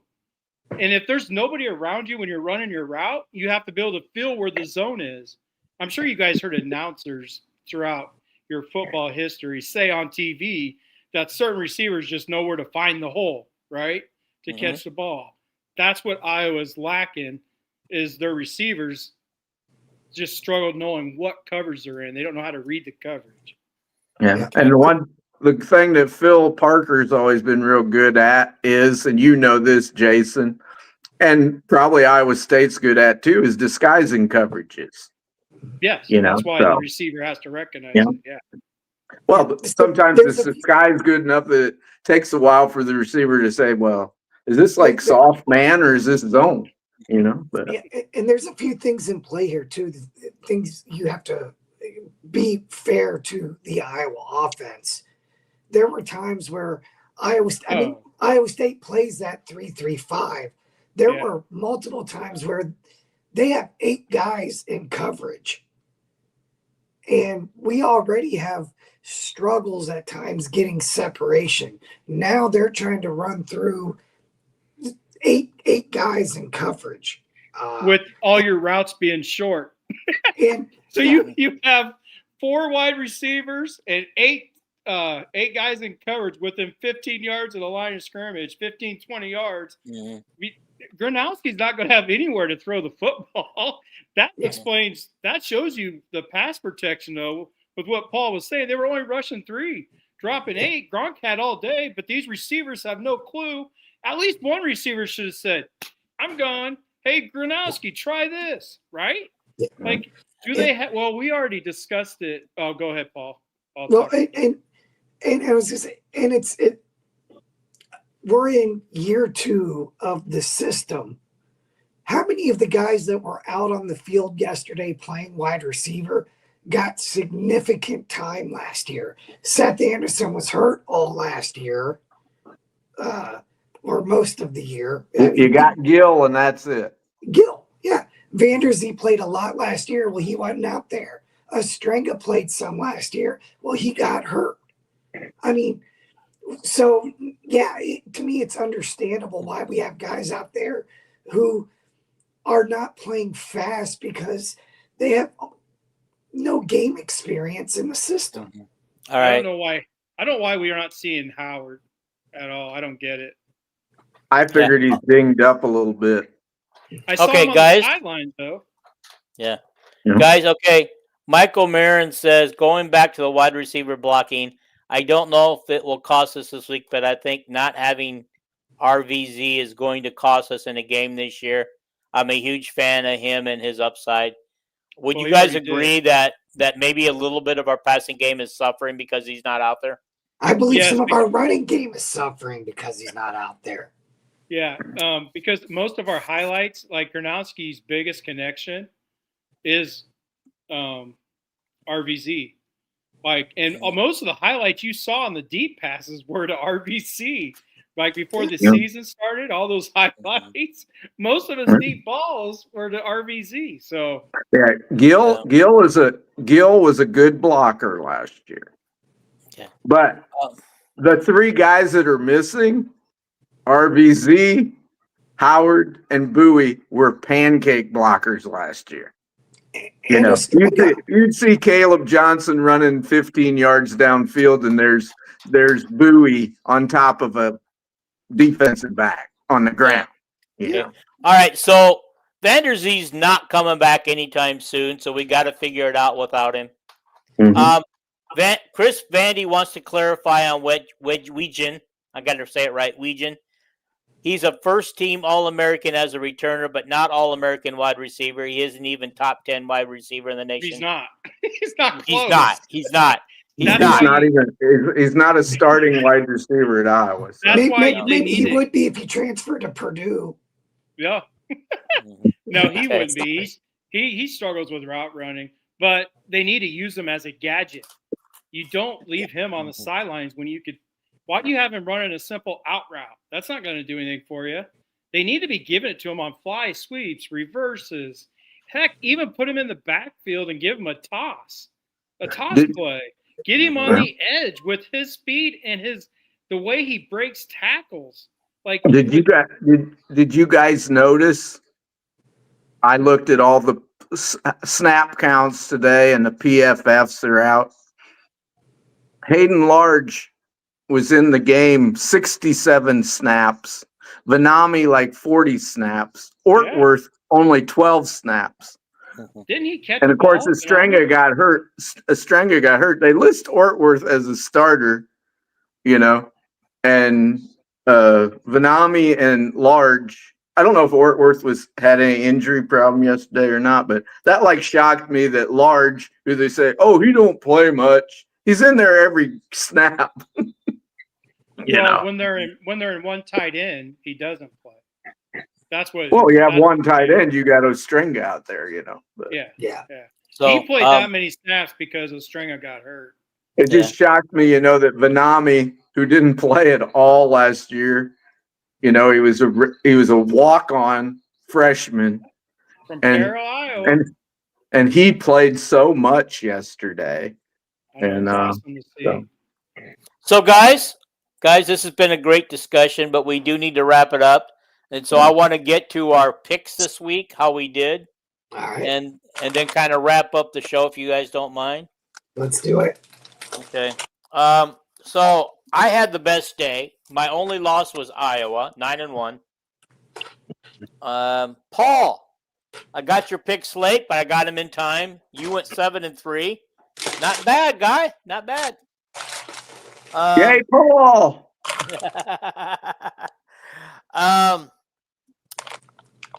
Jason, you went 6-4, which is uncharacteristically of you. Yeah, but I've been doing that. Remember, I did it last year. I bet on Purdue every single week. Kelvin kept telling me not to. Remember that? You had the wrong year, Jason. You bet on them this year, so. Yeah. All righty. And then Kelvin went 5-5. Good. Okay, so we don't have a season record for Jason, but my season record is 17-5. Paul is 15-7. And Kelvin is 12-10. Cool. 12-10. Okay. I will send out later this week the picks. I've already got the games for this next week. We're going to go Tuesday again. People, please, if you can, hit that subscribe button now if you haven't already. Hit the like button. Share this all over the place. We can share it with Iowa State. I'm going to be sharing it with Iowa State and Iowa fans because we do give our props to Iowa State. They deserve to win it. I think this week they were the better team. I can honestly say that. They had more talent at quarterback.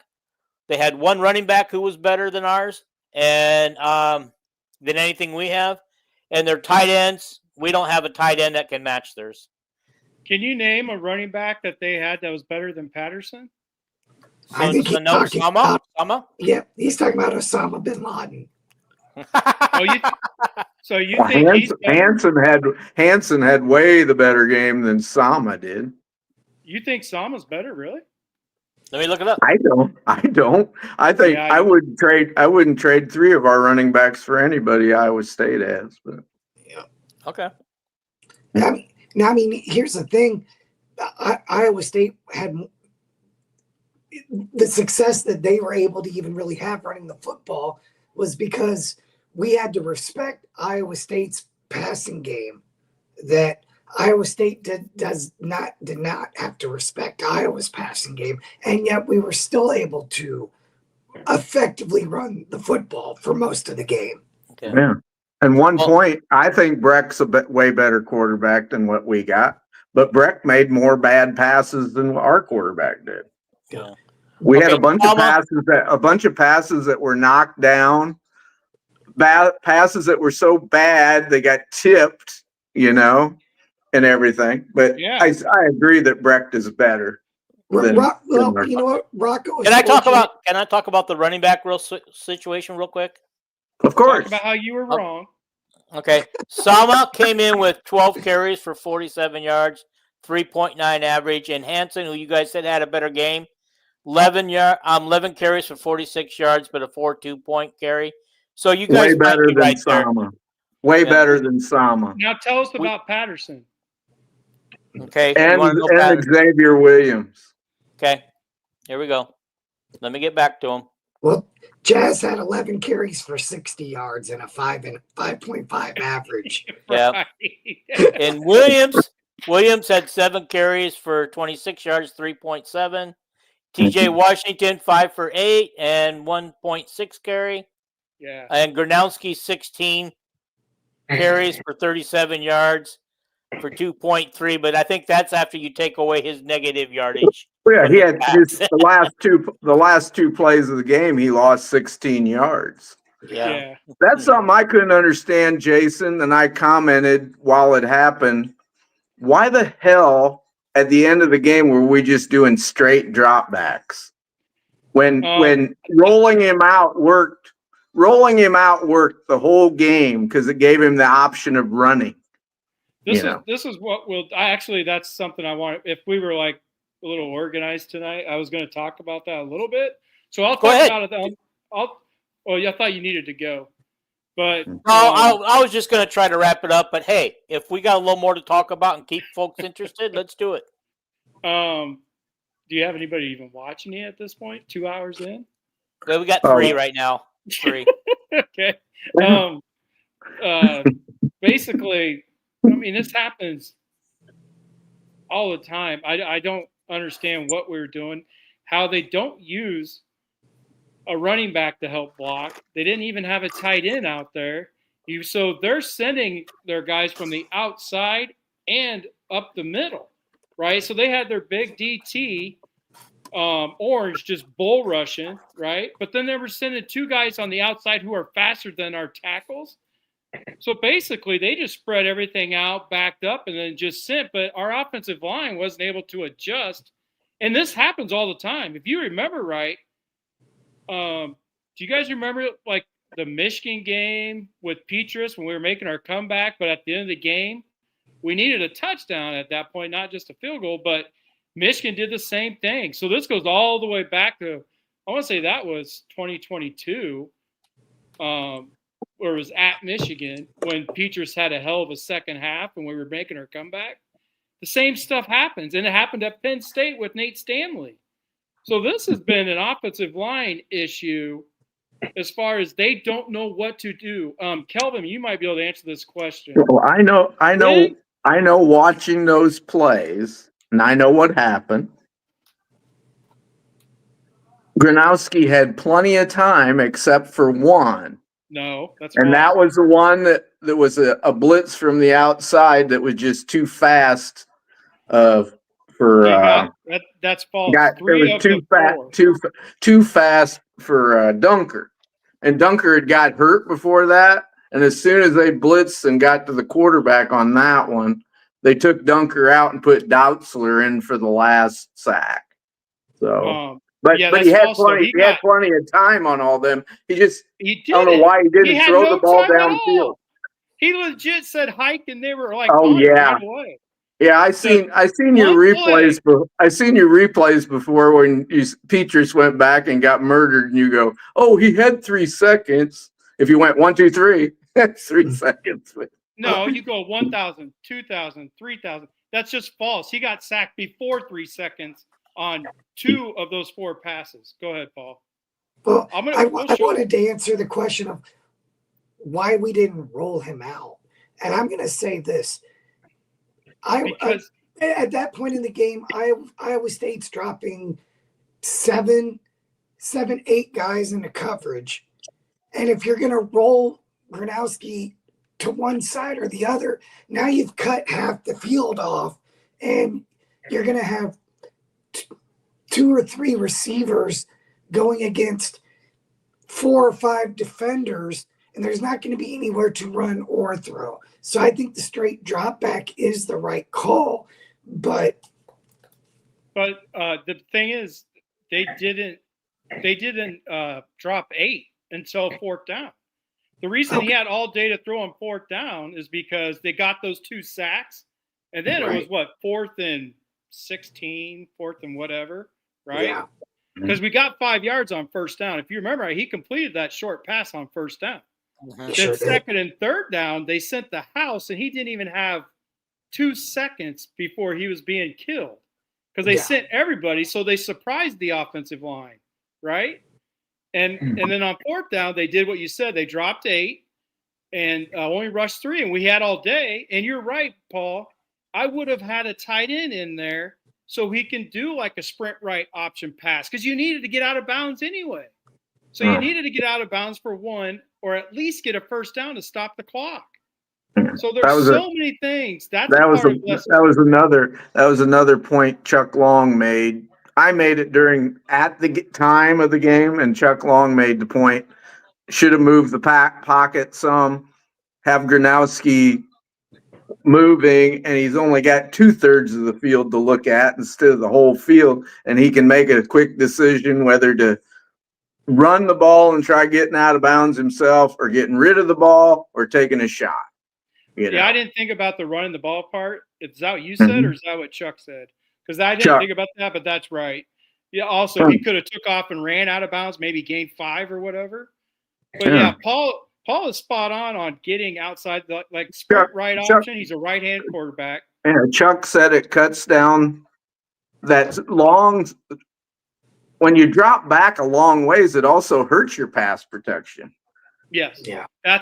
You wanted the guy to step up in the pocket shorter, but he said dropping back the way he did, it's more confusing to a quarterback because you got to look over the whole field.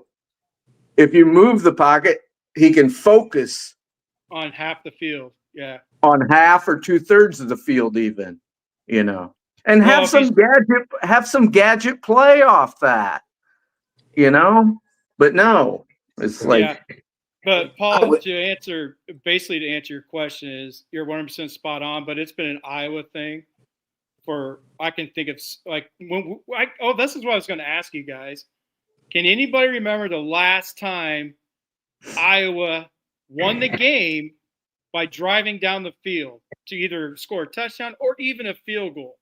I would say it was Nebraska game.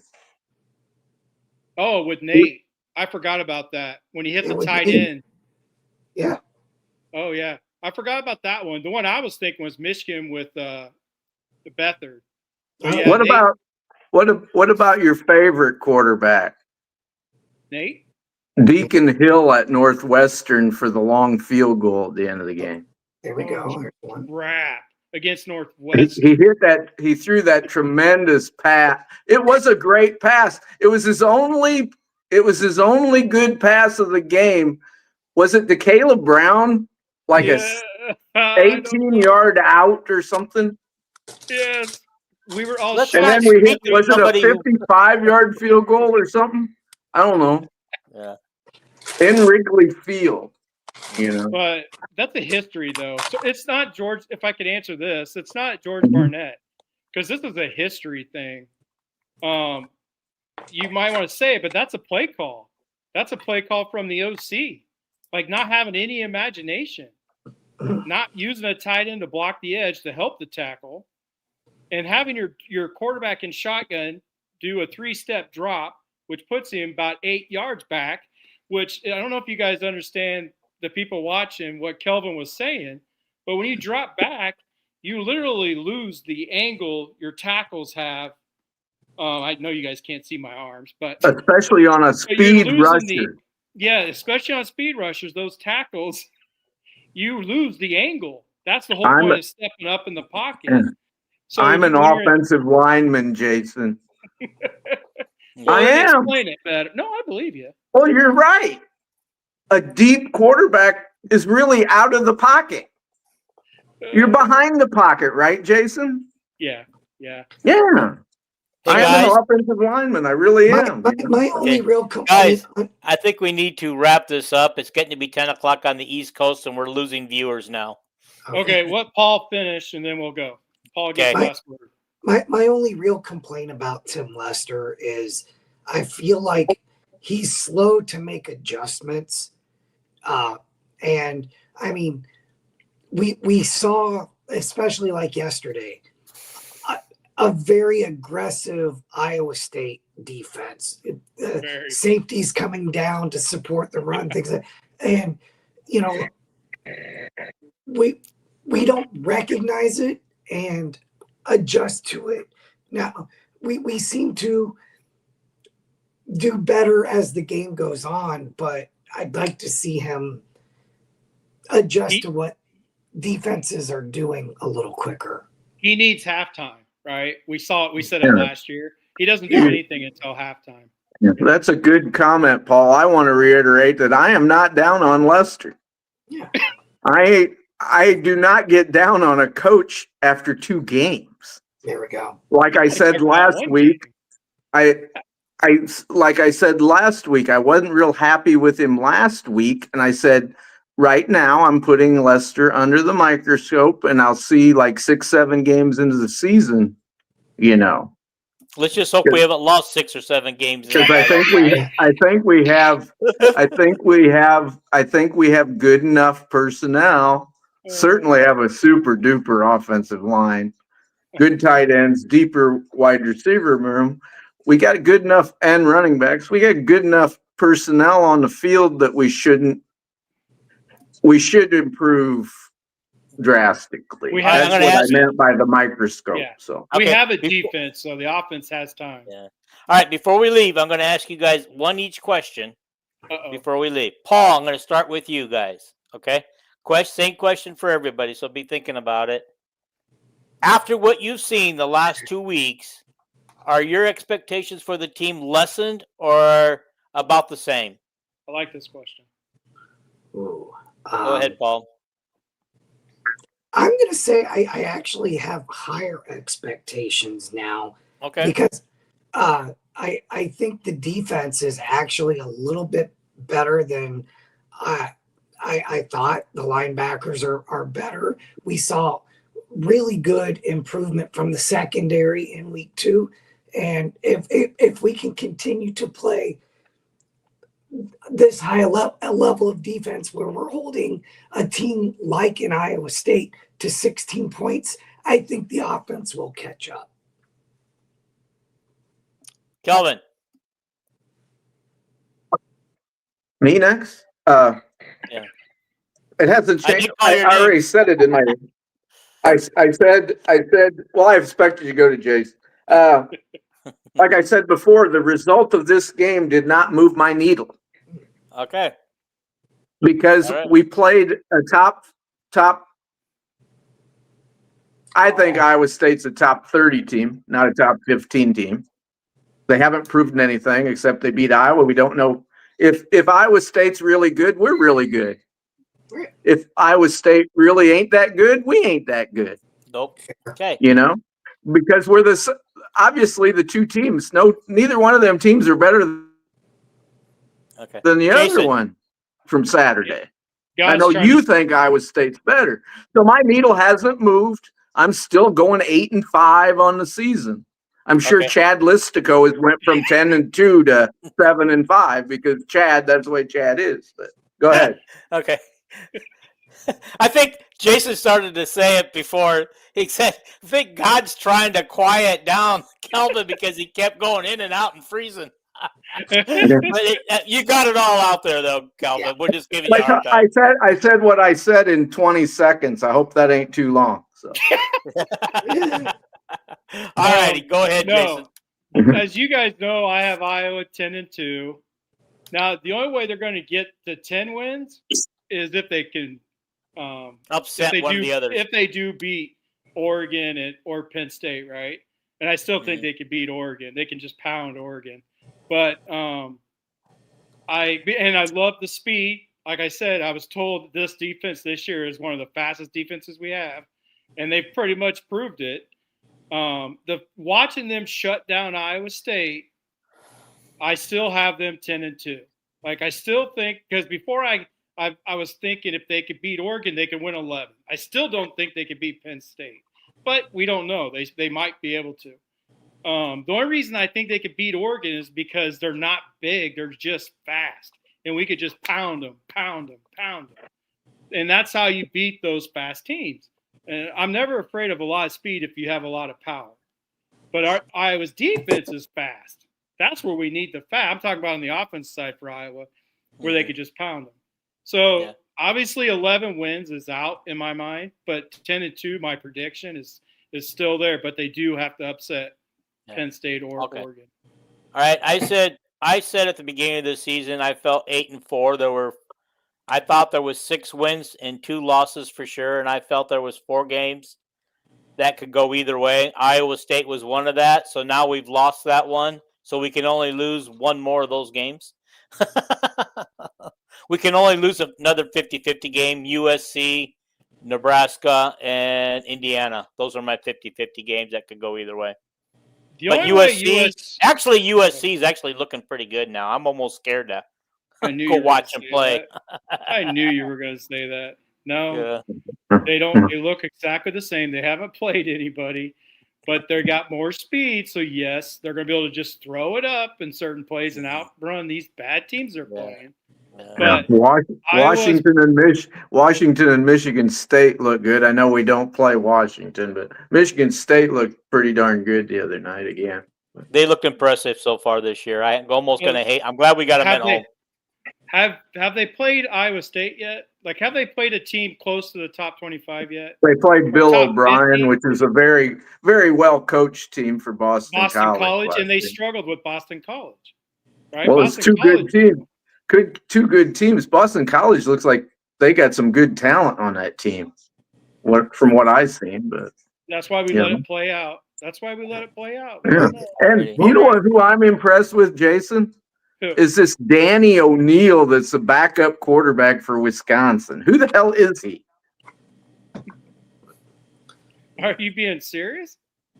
Yeah, the Wisconsin lost their starting quarterback in the first game, Billy Edwards, and O'Neill came in and looked really good.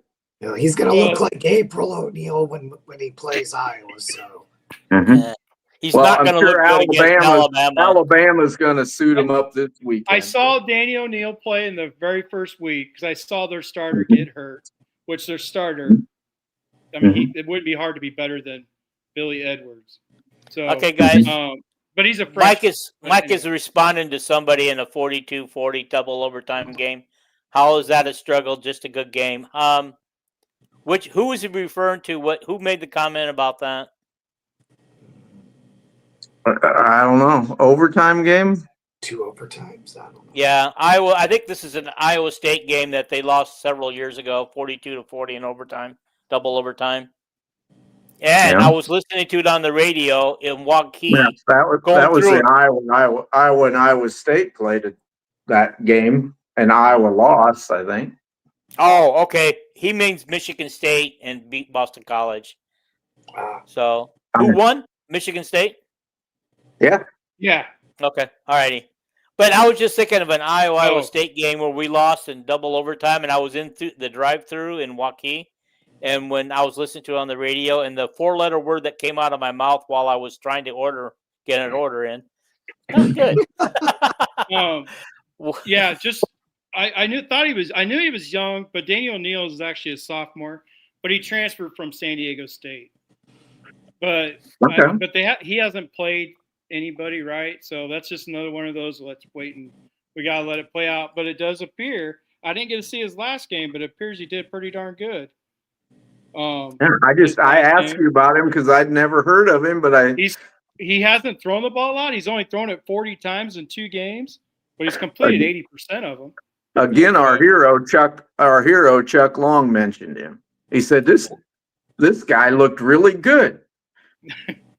And they did their predictions for the season, and he said he thought because Alabama's playing so bad that the game would be probably closer than he expected in the pre-conference. Everybody thought Wisconsin get beat by 50 points. Right. Okay, is Chuck Long from Indiana? Real quick. What? Illinois. Oh, he's from Illinois. Okay, Yeah. Never mind then. He lives in Des Moines, though, I think. Who's Okay, from guys, Illinois? Yeah. Let's Let's get out of here. From Illinois, just like Tim Lester. Yep. Okay. Let's get out of here, guys, and let's enjoy the rest of Sunday night. And thank you, guys. And I want to thank Vandy, Chris, Michael, and Mike. You guys have kept this a lively discussion tonight, and thank you for your input. Guys, again, if you haven't already subscribed, please subscribe. I picked up a few subscribers in the last few days, and I hope to pick up some more. Hit the like button and share it, and make sure your Iowa State fans get it too. I'm sure that they'll love it. All righty, guys. Thank you for participating tonight. See you guys Tuesday. See ya.